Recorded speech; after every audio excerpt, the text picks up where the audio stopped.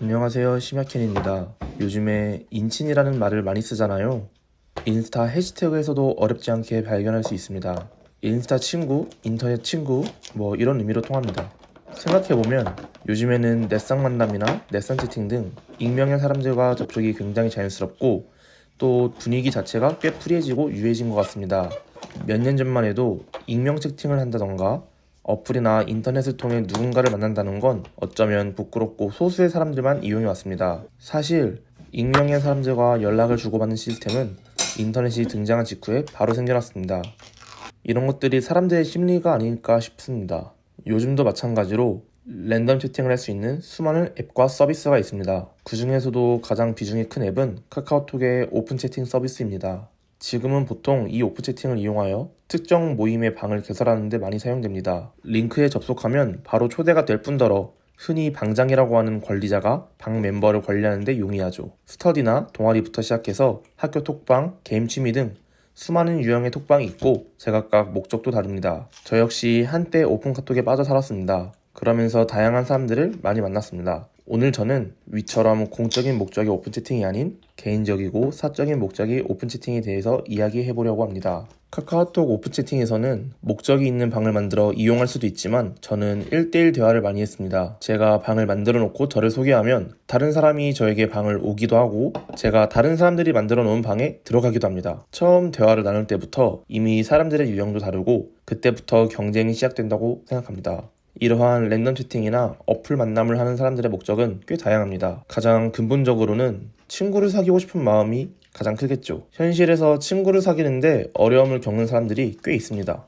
모든 사람들이 성격이 이상하거나 다른 문제가 있어서 현실에서 친구를 못 사귀는 건 아닙니다. 저만 해도 처음 오픈 채팅을 시작했던 이유가 남중남고를 나오고 주변에 여사친이 없어서 여사친을 만들고 싶은 생각에 오픈 채팅을 이용하게 되었습니다. 제 주변에 남자인 친구들 굉장히 많습니다. 그렇지만 여사친은 사귈 만한 루트도 없었고 방법도 몰랐습니다. 그래서 자연스럽게 오픈 채팅을 이용하였고 실제로 여사친들을 많이 알게 되었습니다. 꼭 이성 친구가 아니더라도 일이나 학교 때문에 타지로 이사를 오거나 생활을 하시는 분들은 밥 친구나 산책 친구를 찾으려고 오픈 채팅을 많이 이용하더라고요. 오픈 채팅을 처음 하시는 분들은 익명의 사람들과 대화를 나누는 것 자체가 매우 신기하고 설레는 일입니다. 만나서 대화를 하는 것이 아닌 채팅으로 대화를 이어나가는 것이기 때문에 시간 제약이 없어요. 그 말은 즉 서로 티키타카만 잘 되면 24시간 대화도 가능하다는 말입니다. 그렇게 되면 친해지는 건 순식간입니다. 나와 상대방 둘 다 어차피 서로를 잘 모르니 대하는 데 있어서 큰 부담을 느끼지 않습니다. 그러다 보니까 하고 싶은 말들이나 속에 있는 말들을 편하게 할 수 있는 거죠. 그러다 보면 빠른 시간에 상대방과 친해지고 서로에 대해서 잘 알 수 있습니다. 오픈 채팅을 이용해 보신 사람들은 공감할 텐데 생판 모르는 사람과 딱 1시간만 대화해봐도 엄청 친해지고 서로에 대해서 잘 알 수 있습니다. 그러다 보면 서로 연인으로 발전되기도 쉽습니다. 아마 오픈 채팅을 이용하지 않은 분들은 어떻게 한 번도 사람의 얼굴을 보지 않은 상태에서 사람들이 사귈 수 있냐고 말할 수도 있습니다. 하지만 오픈 채팅을 이용하는 사람들은 상대적으로 무료하거나 외로운 사람들이 많고 그럴수록 접근하기 쉽거나 더 다가가기 쉬운 것도 팩트입니다.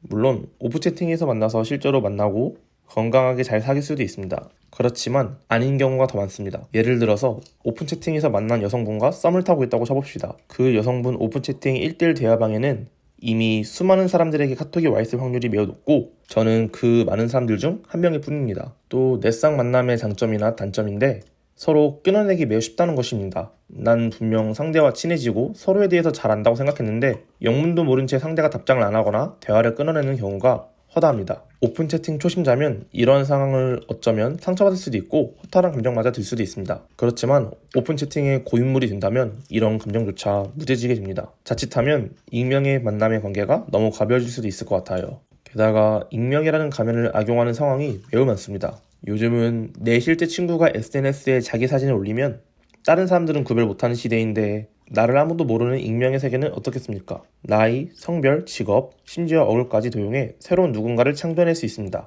그래도 아무도 몰라요. 알 방법이 없는 거죠. 다들 심즈라는 게임 아시나요? 인생 시뮬레이션 게임으로 상당히 자유도가 높아서 꾸준히 인기 있던 게임입니다. 과거 저의 오픈 채팅 공간은 마치 심즈와 같았어요. 그 공간에서 보여지고 있는 저는 더 이상 제 자신이 아니었죠. 단지 가상의 캐릭터를 만들어 키우는 데 집중하고 있었어요. 스마트폰 화면 속 사람들과 인간관계를 맺고 친해지고 서로의 감정을 공유하며 살아가고 있었습니다. 제 캐릭터는 배려심 넘치고 정의로우며 나 자신에게는 엄격하거나 상대에게는 후하고 외적인 관리뿐만이 아니라 내적인 건강까지 완벽한 사람이었습니다. 자신의 일을 사랑하고 언제나 도전 정신을 가지고 있었으며 낙천적이죠. 심지어 남 속이는 걸 못해서 가끔은 손해를 보기도 하죠. 그러나 부조리를 참지 못하는 할 말을 하는 사람이에요. 저는 넷상 공간에서 이런 캐릭터를 키우고 있었어요.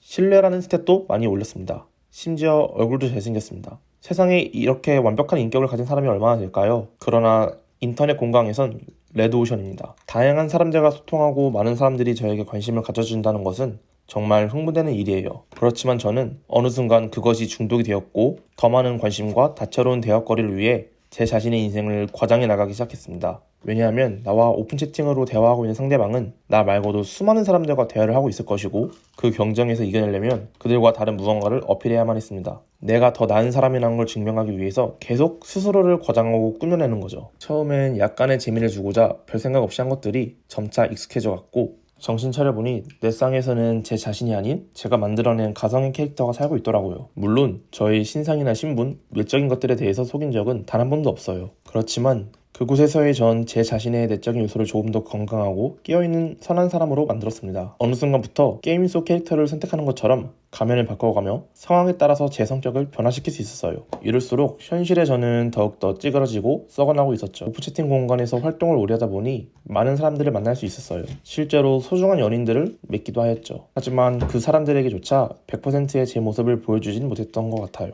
물론 현실에서도 마찬가지겠죠. 어떻게 사람이 100% 솔직하기만 하겠어요. 아마 대부분의 사람들이 상황에 따라서 자기 자신의 가면을 바꿔가며 인생을 살아가리라 생각합니다. 하지만 넷상에서는 감정도가 아니라 분장 수준이었던 게 문제네요. 어느 날은 식당에서 밥을 먹고 나오는데 방금 먹었던 스테이크의 맛이 기억이 안 나는 거였어요. 맛보단 음식의 사진과 식당의 인테리어가 중요했고 사진을 찍기 급급했죠. 지금 당장의 내 상황보단 내가 이걸 먹고 있다는 사실을 누군가에게 알리는 게 중요했고 사진만 잘 나온다면 실제 맛은 어떻든 간 상관없었어요. 이러한 넷상 공간에서의 제 모습만 집중하다 보니 현실에서의 저는 점점 나태해지고 초라해져만 갔어요. 보여주기식 인생을 살아가고 있었던 거였죠. 넷상 공간에 과몰입한 나머지 현실 속 나 자신을 방치하고 있었죠. 여기까지가 수년 전의 저의 모습입니다. 사태의 심각성을 인지하고 질려버린 나머지 오픈 채팅이나 넷상 활동을 그만두고 조금 더 현 인생에 집중하고 있습니다. 관심을 받으려고 하지도 않고 새로운 사람들을 알려고 하고 있지도 않아요. 단지 현실에 집중하고 있습니다. 자연스럽게 스마트폰을 만지는 시간도 줄었고